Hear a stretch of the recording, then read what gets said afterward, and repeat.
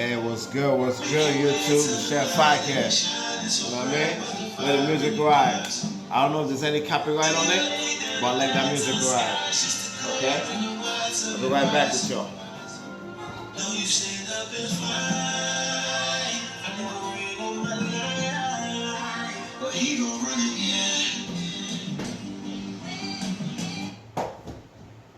Okay, let's do this. What's up, bro? The Chef Hak here in the building. I'm just chilling in the crib, you know what I mean? Welcome to the channel. Chef CEO of a company called NutriGastro. NutriGastro is all about you. You know what I'm saying? So, what is NutriGastro? Is nutrition gastronomy. Alright, so basically it's a concept of just world food. That's all we do. We don't. So basically, people ask us, "What do we do?" I was tell them, "Whatever your heart desire." What do you cook? Whatever your heart desire. What's your specialty? Whatever your heart desire. So we just are all around food-based concept. Okay. So as far as like me, background is varies. I mean, coming up cooking in New York City, my thing was just to like learn from the best chefs in the city. Oh man, it was tough. It was tough. Some places, make a grown man cry. I've seen some grown men crying in a fine dining kitchen. Oh man, but at the same time, you gotta be humble in this industry. Okay, stay focused, learn. You know, there's a book I think is by Daniel Boulud. I think led to a young chef, I believe. Definitely. Kitchen Confidential, that's a good one. R.I.P. Bourdain. Well, anyway, there's a lot of variety when it comes to this gastronomy world, right? In the world of gastronomy, okay? So you can see I would just transpire from like, let's just say, Bible time to present, right? Things change. We find new products, you know what I'm saying? So there's like molecular gastronomy, everything being mixed in when it comes to food, okay? I'm just gonna stay over here, chop some onions, sweat some onions. I'm not cooking. I'm just gonna do some of what I like to do at home and just chop it up with y'all, okay? If you guys want some recipe, let me know, because I'm solo, so I ain't trying to be all nice with the cameras, views, and all that stuff. If I have to move it, I'll move it. I think I'm gonna have to invest in one of those gimbly stuff or something. But anyway, so I'm gonna chop up this onion here and Marseille, sliced onion, okay, in French. All right, make sure you have a nice sharp knife, okay. So as far as being a chef, right, you definitely focus. Focus is the key. After you chop your fingers off a few times, you'll learn not to do it, okay. But even to now, a lot of professional chefs will still chop our fingers off. But a lot of time it doesn't happen because we've been doing it for so long. You know what I'm saying? So as far as like being a chef, right? The biggest challenge you're gonna face is personality. For me, it was personality, because I'm the type that you catch an attitude. I go on in school. Ask me, I got my ass kicked and I got some good wins in too. And as far as like people talking crap, I'm not a fan of that. I will get at you. So when you're in the kitchen and the chef is talking mad junk, I'm just like, yo, dude, you're lucky I need this job right now, son. But anyway, so, but never really wild out. You know, of course I'll lose my cool, yell, but at the same time, you gotta learn. If you go into your business with people, you gotta learn a different way of winning, not winning, but like communicating without the violence mixed with it, okay? So that's a big key. Communication with non-violent communication. I think there's a book on that too. I don't remember the author, but I think it's called Non-Violent Communication. Okay. That book helped me out a lot as far as like me being a chef. But what we're doing here with our business, NutriGastro, we're just an all-in-one food-based company. So we do everything from corporate chefs to personal chefs to meal prep, you know, cooking for athletes. We have our own supplements line also, and all our supplements is organic, dope stuff. It's like a recipe, okay? It's like a recipe. It's chef's flavor recipe, okay, of supplements. It's a little bit different. It's not just like any style of supplement. So like for me, for example, one of my favorite is the elderberry. During the couple years ago, elderberry held me down with a whole lot of vitamin C. Okay, a whole lot of vitamin C and elderberry. Especially I was getting them at Marshalls. You know, they had the syrups. I was drinking them like daily. Like one bottle lasted me at least a week. You know, but at least, hey, I feel good. It helps me out. For some reason, my lung capacity kind of like boosted. Okay, so the one thing, I'm just gonna chop it up with y'all for a minute. Your lung capacity, for me as a chef or runner or whatever, or athlete, work on your lungs. Like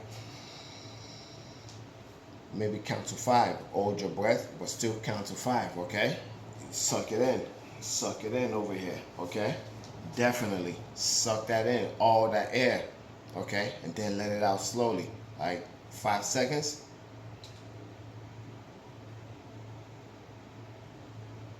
So something simple like that. Okay, so as I'm in the crib, this onion, what I'm doing with this one, I'm just gonna sweat this onion nice and translucent. A little bit of salt, done. So we're gonna release all that nice natural sugar from the onion, and we're gonna wrap it up with a little bit of we're gonna do like a pulled pork burrito for a breakfast sandwich. Okay, pulled pork burrito. Okay.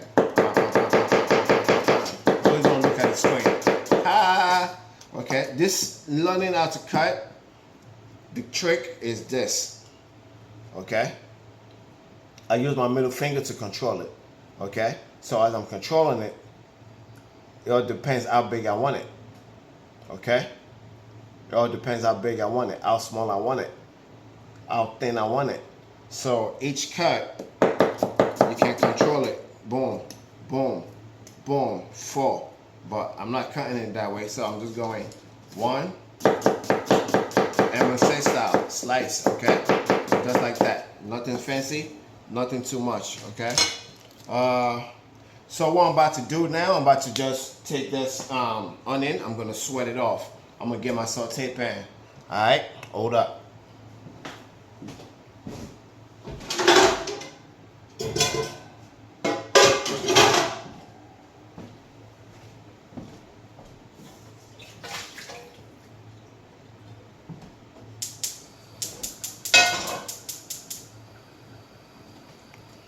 Boom. All right.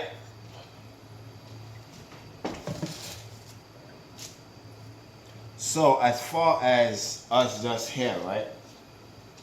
Welcome to the crib, Chef Hak in the building. Once again, welcome to the channel. On this channel, we just talk about everything, life. This is not some, let's cook for you, but I'll be doing some cooking occasionally. Sometimes I'm just gonna chop it up with y'all, just let you know what's going on in the food industry. Okay, as my point of view, with what we're doing with NutriGastro, we're trying to go into the future as far as like the food industry, because the food industry is changing dramatically. Okay, on some of our blogs on the website, we have just something as far as when it goes to since 2020, the whole pandemic, how it affects to now and moving on into the future with, of course, AI implemented. So we definitely got to really know how to pivot as chefs, okay? Because when 2020 came, guess what? A lot of food business went under. We all know that a whole bunch of businesses went under from all type of sectors and industry, okay? So as far as like the food industry, yo, like for me personally, I was down. Like, what in the world is this? Like, this is whack. I'm at home for months, but you have to be around good people at the same time, okay? Good business owners. Watch and learn from what they're doing. Even the bad ones also, you got to watch and learn. Take take the good and the bad at the same time. You have to be able to say, okay, let me pick from this. You know, if you're good, everything you're gonna be doing is gonna be good consistently. You're not gonna want to diverse from that. Okay, but when you add this, then you just like most likely you're just gonna try to keep it in, but do something devious without hurting the people that you're going to regret. But you don't think you're hurting anybody just because it's non-violence. But the verbal is a little bit more threat, okay? So you have to be able to read body language, okay? Especially people that are close to you, you know? So because 93% of communication is non-verbal. So once you know that, you have to be able to read people's body language, the words that they're saying, okay? What do they really mean when they say certain word, okay? So that's some of the things you have to get as a chef when you're coming up, okay? And there's nobody perfect. Every single path that we take as chefs is for us to be able to say, okay, what is my longevity? What's my end goal at the end of the day, right? What is my end goal at the end of the day as a chef? What do I want to be known for? What do I want to do in this industry that might change a generation, that might change a life? One of my favorite oils just to cook, where we're going to do a little bit of olive oil. Like me personally, when I cook, I like to mix my oil up, and then a little bit of avocado oil. I love good fat. You gotta love good fat, okay?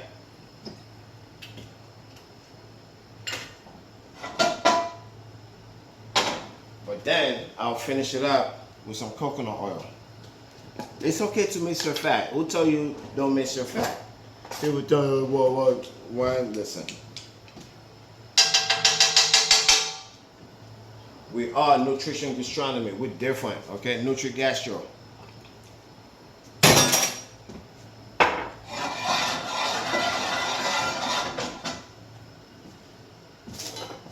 So,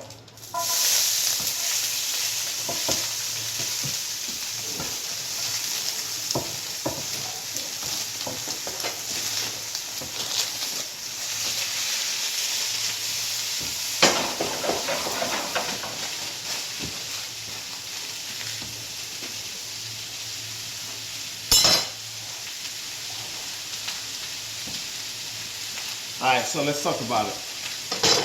As far as the food, when it comes to food, right? For me, for example, one of my favorite things, you know, there's some people that come into your life and just change your all maybe a girlfriend, maybe a friend, maybe somebody you met for like at work, from all walk of life, right? So with that said, right, one of my favorite things to do as a chef is just go meet people, just go out, you know, like the app Eventbrite.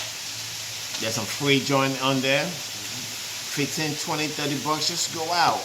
Okay, so as a business owner, you know, you definitely want to think, or if you don't have to be a business owner, if you're about to transition from working with at a job, and then you want to say, hey, let me go to the next level, definitely take the position to maybe use Eventbrite and get yourself a card, get your card made, and go out and promote yourself. You know, just go out and meet people. You know, socialize. Okay, let's get out there. Let's start meeting people. Let's start connecting again. Okay, let's be socialized. Okay, I'm trying to be a little bit more social. I'm like, let me get out there. Okay, any little time that I have, let me connect with the people and just chop it up with them. Let them know what we're about out here. Okay, so as far as the food, my favorite thing when it comes to the food business is the joy of just be the creativity of chefs all around the world. Just the creativity that just, I mean, look at it now. There's so many different ideas out there right now and just be like, oh, that's cool. Oh, look at this, what this person doing. But at the same time, you have to be focused to what you want to do, okay? Because that creativity is unlimited, okay? Ideas are unlimited, okay? So as far as that, we need to, as chefs, to be able to source great ingredients. Not good ingredients, great ingredients, okay? So for me personally, shopping for food is kind of whack. Like, it's not, there's some okay qualities out there, but at the same time, for you to get the best, you have to spend a little bit more, okay? Like for example, if you want all your food organic, we all know that's a little bit more extra, you know?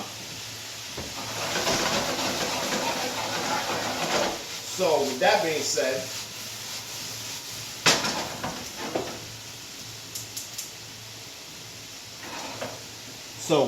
said, we know that, hey, organic food is extra. So we gotta be able to like source out what organic farmers, if it's local or if it's national or close by, 100 miles. To me, local is 100 miles when it comes to like vegetables and as far as like what we like to use with our business, local is 100 miles radius. Okay, and then sustainable ingredients for sure.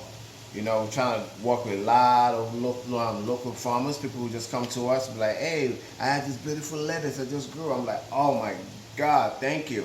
Of course, we'll pay them. You know, straight cash, like, hey, wire transfer, boom. Okay?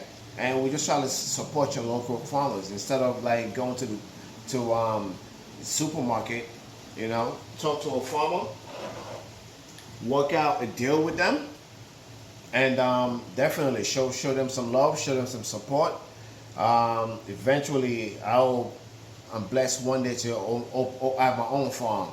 Okay, just able to like feed the community and whoever needs the food. Because I know for sure, after past couple years, I'm like, yo, we got to be able to get ready for whatever we got to. Okay. Shoot, people was fighting over toilet paper, god damn it. Like, really? You can't use water to wash your ass? Like, for real. But anyway, so, and then just take a towel, freaking real cotton towel, and dry your ass off. Shit. Anyway, so as far as that said, organic food is the future, is the wave of the future. Okay, I feel there's gonna be more and more people trying to grow organic food, and then more and more regulation trying to shut it down. Okay, and the more that we start to support organic food, that's the way it should be anyway, originally. But you know, due to population rise, there are some companies that are like, you know what, let's do it this way just to make it cheaper, so we can monetize and, you know, gain, you know, market share, which is all about what? Market share. If you have your own business, you want to, how much market share of that industry do you think you're going to take? Okay. Like for our industry in the food, for example, in the catering industry, it's estimated almost $300 billion by 2028. Okay, so that's contracted catering companies. Okay, all around the world. Okay, just 2022 alone, US is $10 billion in contract catering alone. That's office catering, that's, you know, commercial catering to residential catering, all type of catering, wedding catering, everything, park catering, whatever it is. $10 billion for 2022. That's the estimated revenue. So that's just a department of the food business, right? So once you have that one, okay, we'll put that away. That's $10 billion, 2022. Okay? Now, what about the meal prep industry? You got to think about that. That's an all different niche, an all different department of the food industry. Now there is another industry, the personal chef industry, which really skyrocketed in 2020.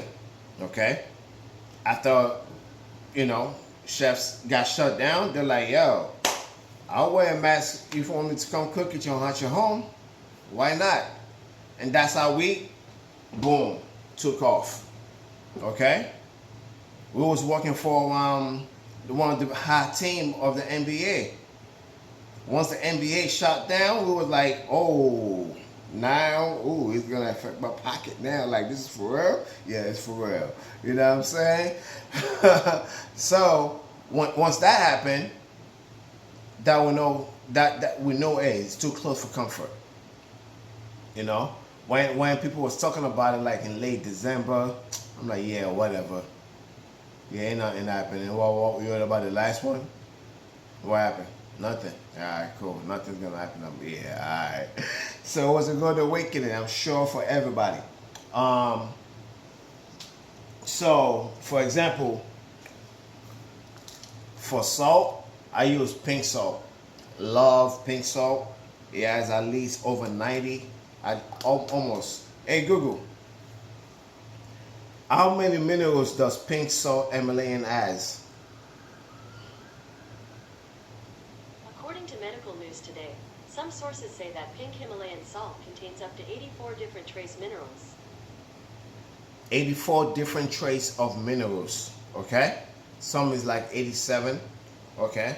So, but guess what? Hey Google, how many minerals is in the human body? According to Freshly Rooted Tribe, however, sometimes we have too few of a certain mineral or vitamin in our body, which can have serious negative side effects. Did you know that there's an ingredient that contains a whopping 92 out of the 102 minerals that the human body needs? Okay, so the human body has 102 minerals, but guess what? You have 84 here. So definitely make sure you have Himalayan salt in your cabinet, please. Okay? Black pepper, okay? Man, get your testosterone up. Eat that black pepper. Like me personally, this is my black pepper every single day. I like cracked black pepper.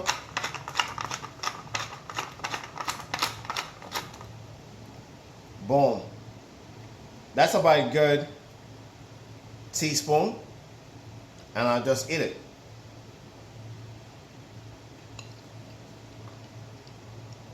Eat that a few times a day.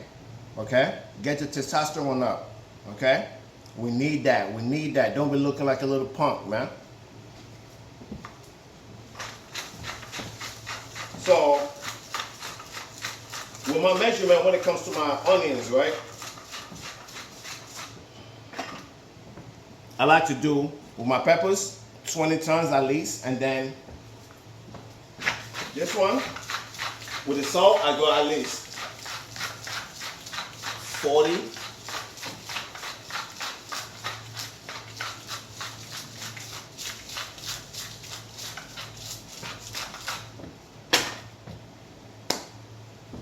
So definitely, y'all.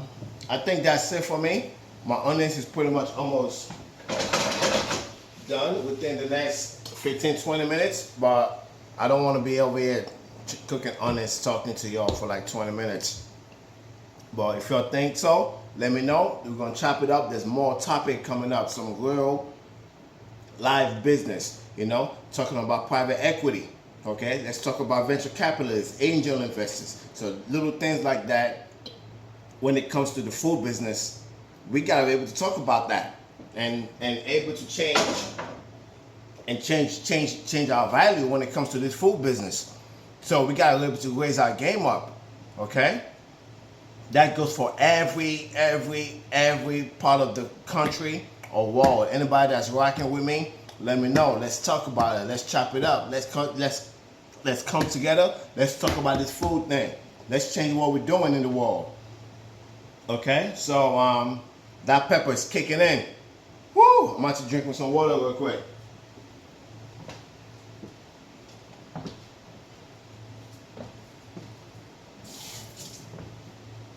So as far as like the old next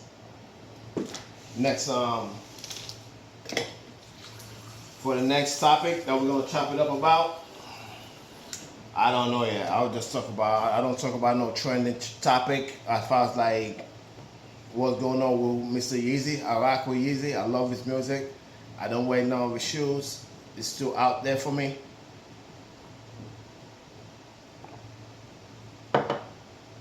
But I like the clothes though. I like the clothes. It keeps you on the low. You know, they were like looking at you like, what's this dude wearing?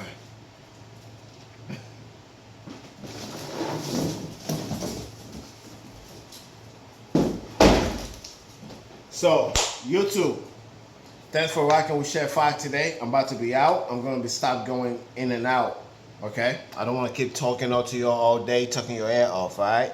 Peace, whoa. Rock with me, Chef Hak.